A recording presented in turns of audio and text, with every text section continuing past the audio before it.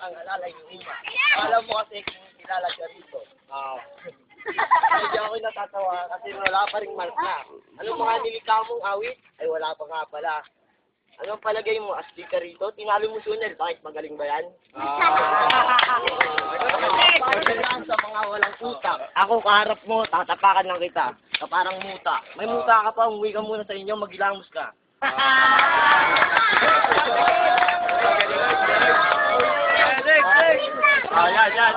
Yan. Kahit sa kanto, hindi ka malupit. Maghugas ka ng puwit ko para malaman ko ikaw talaga malupit.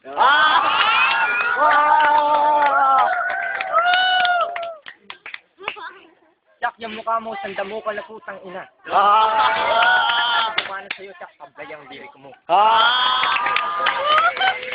Kinagaya mga salita ko binibig ka sa'yo. Talagang mabilis lang ako magsalita, kaya huwag mo nang balangin pa ako kalabahin. Hindi ako magaling mag-isip. Oo, aminin ko. Ikaw na ang magaling. Alam ko wala pa akong kanta pero ikaw may nasulat ka na ba?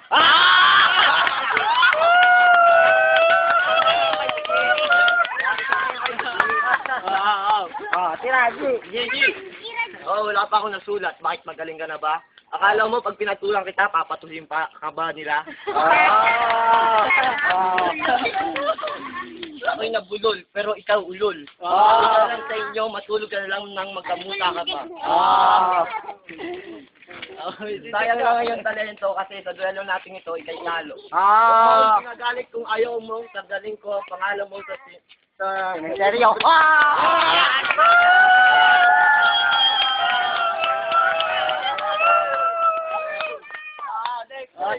Ano ka mo? Hindi ko maintindihan sinasabi mo sementeryo baka mo, baka ikaw ang gusto mo ilagay ko sa sementeryo. Sa may kabaong. Kabaong. Kamukha mo si Pam!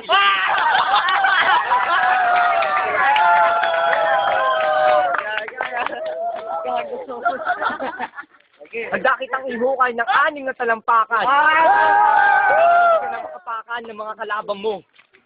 Saka lang para sa aking ulol. Oo, nabubulol ka, wala akong pakialam dun.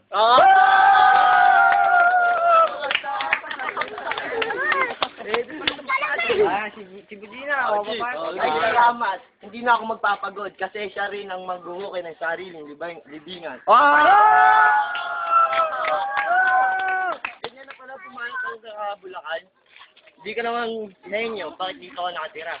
Bumalik ka na alam doon sa balubundukin yung lugar. Bulundukin yung lugar. Tubuhan ka na ng balbas. Okay pala.